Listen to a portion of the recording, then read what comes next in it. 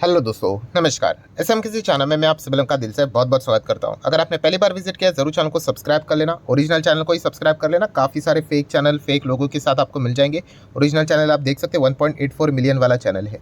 Anyways, एक और channel है फ्री स्टॉक मार्केट क्लासेस, इसको भी सब्सक्राइब कर लेना। यहाँ पे भी बेल आइकन को हिट करके ऑल सेलेक्ट करके रख लेना।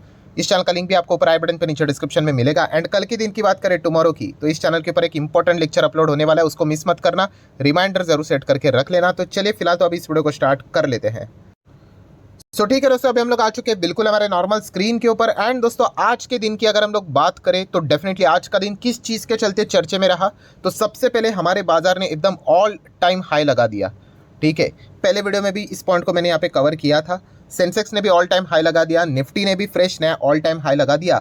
पर उसके बाद एक बहुत बड़ी चीज़ हो गई कि मार्केट टॉप लेवल से ज़बरदस्त हम लोग को गिरते हुए देखने को मिला। जैसे कि मैंने कहा कि जिन्होंने मार्केट को ड्यूरिंग द मार्केट मतलब कवर किया नहीं होगा, उनके लिए रहेगा कि हाँ ठीक है भाई, 0.76% की गिरावट है, उसमें कौन सी बड़ी बात है, 1% भी बाजार गिर जाता है। बट यस, जिन्होंने मार्केट को पूरा प्रॉपरली तरीके से ट्रैक किया उनको पता है कि बाजार लिटरली टॉप लेवल से 400 पॉइंट तक यहाँ पे गिर चुका था। देन हम लोगों को लगभग निचले स्तर से 100-125 पॉइंट की रिकवरी देखने को मिली। इसीलिए नेट गिरावट 172 पॉइंट के आसपास सेटल डाउन होते हुए देखने को यहाँ पे मिल चुकी है। सो ये सारी चीज़ें यहाँ पे हुई थी। पहला वीडियो भी मैंने इसी से रिलेटेड यहाँ पे कवर किया था। और हम लोग कौन से चीज़ों के पीछे रहते हैं कि भाई रीज़न क्या है, कौन से कारण के चलते बाजार में यहाँ पे हम लोगों को गिरावट होती हुई देखने को यहाँ पे मिली है। एंड जैसे कि आपको मैंने पहले वीडियो में ही बताया कि आज की जो गिरावट रही है उसके पीछे कोई कॉन्क्रीट रीजन नहीं है। कॉन्क्रीट रीजन मतलब एक ठोस कारण होता है भाई, कि किसी ने किसी के ऊपर बम फेंक दिया, वॉर हो गया, इंटरेस्ट रेट यहाँ पे बढ़ाने की बात हो रही है, ठीक है, या फिर कोई किसी ने स्टेटमेंट दे दिया तो इसीलिए एकदम से बाजार यहाँ पे कोलैप्स हो गया,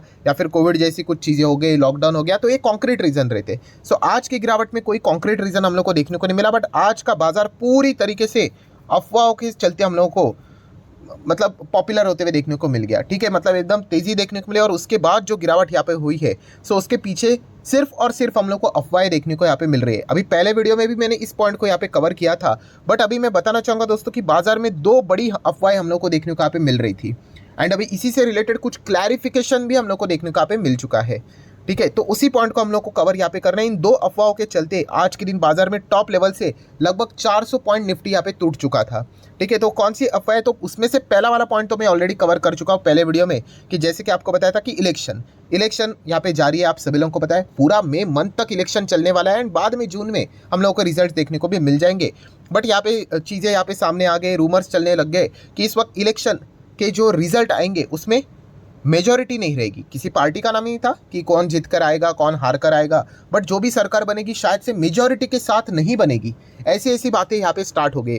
अगेन जैसे कि मैंने आपको कहा कि ये सारी चीज़ें स्पेकुलेशन थी, क्योंकि इसका कोई तथ्य नहीं है। क्योंकि लॉजिकली अगर देखा गया तो इलेक्शन कितना हुआ होगा अभी तक, 20-25%। पूरे भारत देश में अभी तक 75% इलेक्शन बाकी है, वोट कास्ट करना यहाँ पे बाकी है। उसके बाद अगर आप पूरा इलेक्शन अगर हो जाता है 80-90% एंड उसके बाद इस प्रकार की अगर चीज़ें आ जाती है सामने, तो फिर हम लोग कह सकते हैं कि अच्छा ऐसा है वैसा है करके बातचीत हो सकती है। अभी तक इतना कुछ इलेक्शन हुआ ही नहीं है, थोड़ा बहुत ही इलेक्शन होते हुए देखने को मिला है।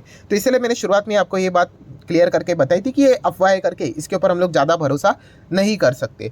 पर दोस्तों अभी हम लोग आ जाएंगे सेकंड इंपॉर्टेंट पॉइंट के ऊपर। और ये भी अगर देखा गया तो अफवाह ही है। अभी मैं इसको अफवाह क्यों बोल रहा हूँ आपको समझ में आएगा। बट ये अफवाह इतनी बड़ी थी कि डायरेक्टली अभी फाइनेंस मिनिस्टर को खुद सामने आके इसका क्लैरिफिकेशन देना पड़ा।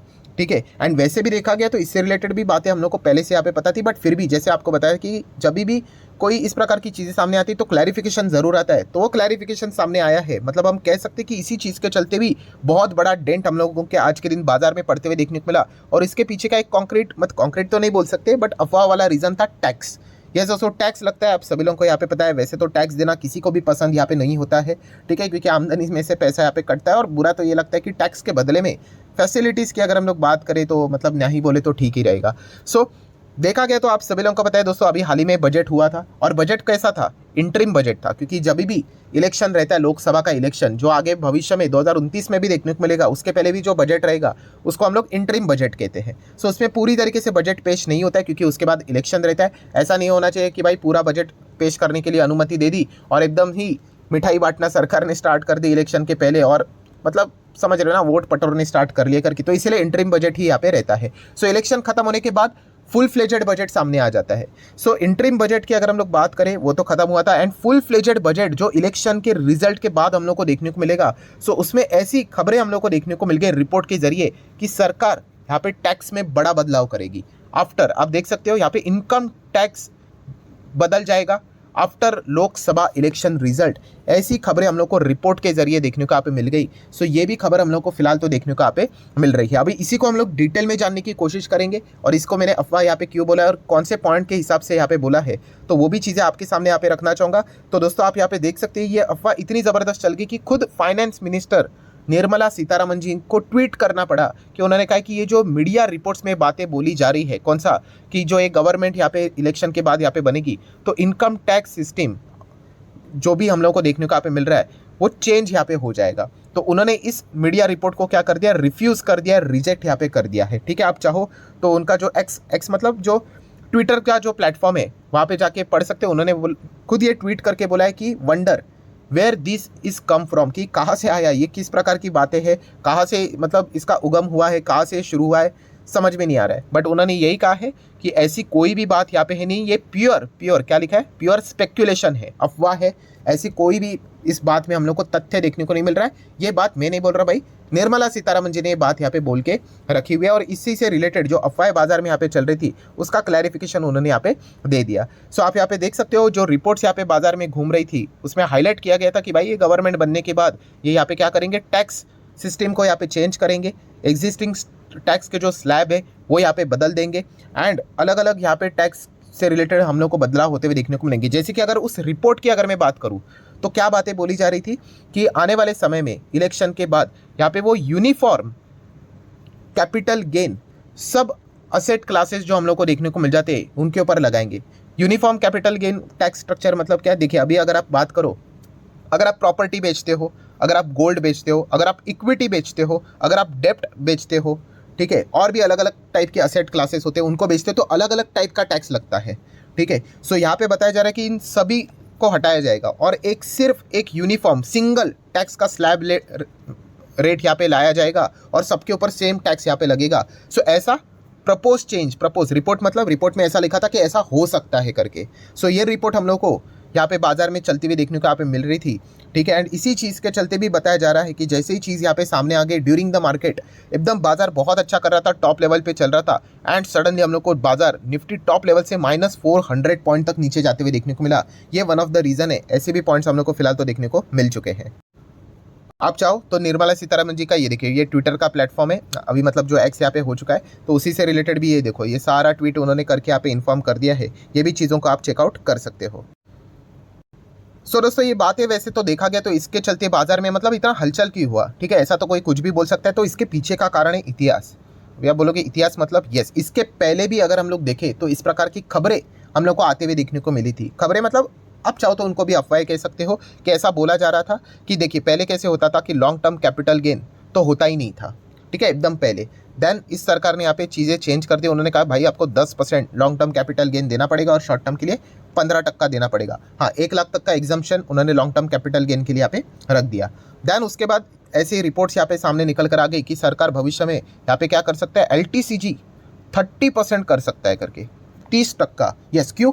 क्योंकि कुछ देशों में हम लोगों को जो टैक्स लगते हुए देखने को मिल जाता है इक्विटी के ऊपर, ये कुछ इसी फॉर्म में लगते हुए देखने को मिल जाता है, 25% से लेकर 30%। तभी काफ़ी सारे लोगों ने क्रिटिसाइज भी किया था भाई कि ठीक है आप टैक्स तो ले रहे हो बट वहाँ पे कंट्री में बहुत सारे फैसिलिटीज़ भी मिलते हैं, मेडिकल फैसिलिटीज़ रहते हैं, एजुकेशन से रिलेटेड फैसिलिटीज़ रहते हैं, तो वो तो किधर नज़र नहीं आ रहे। तो ये मतलब बहुत कुछ पॉलिटिक्स हुआ था, तू में हुआ था, बट वो रिपोर्ट भी बाद में मतलब ऐसा खारिज कर दिया गया भाई ऐसा कुछ होगा नहीं करके। फिर ये भी बोला गया था कि जितना आपका मतलब टैक्स का स्लैब रेट में, मतलब आप जिस टैक्स के स्लैब रेट में आते हो उस हिसाब से आपको टैक्स देना पड़ेगा। ऐसी भी बातें सामने आ रही थी।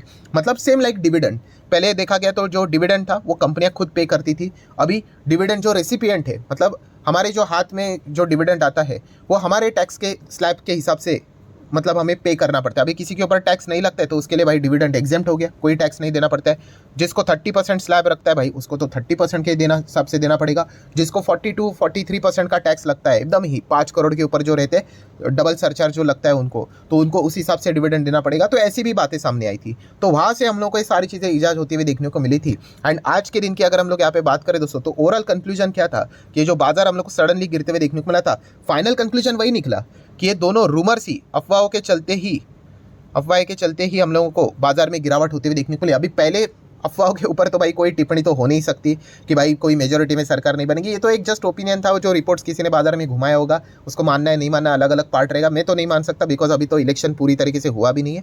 हाँ, बट ये सेकंड जो पॉइंट था वहाँ पे हम कह सकते हैं कि सरकार की ओर से क्लैरिफिकेशन आना बात यहाँ पे बनती थी, ठीक है। तो उन्होंने वो क्लैरिफिकेशन दिया कि भाई ऐसा कुछ भी नहीं है करके, तो ये भी एक पॉइंट हम लोग को देखने को यहाँ पे मिला है। सो इसलिए जैसे मैंने कहा कि ये जो इलेक्शन का टाइम होता है ना दोस्तों, उसमें क्यों बाजार वॉलेटाइल होता है, तो इस प्रकार की खबरें चलती है। And just wait and watch, आने वाले अभी हम कह सकते हैं, और ये जो 30 दिन हम लोग को देखने को यहाँ पे मिलने वाले 30 मतलब जो 28-30 दिन जो बचे हुए इलेक्शन के, उसमें इस प्रकार के काफ़ी सारे ड्रामे आपको देखने को यहाँ पे मिल जाएंगे। सो यूजुअली देखा गया तो ट्रेडर लोगों ने संभाल कर रहना होता है। इन्वेस्टर के लिए तो एज यूजुअल फॉर्मूला बिल्कुल सिंपल है, अच्छे कंपनी फंडामेंटल्स देखो, उसमें निवेश करो, ठीक है, और बने रहो, ठीक है। तो आशा करता हूँ दोस्तों वीडियो हेल्पफुल लगा होगा, तो चाहो तो लाइक एंड शेयर कर सकते हैं। मिलते हैं नेक्स्ट वीडियो में, तब तक के लिए बाय बाय।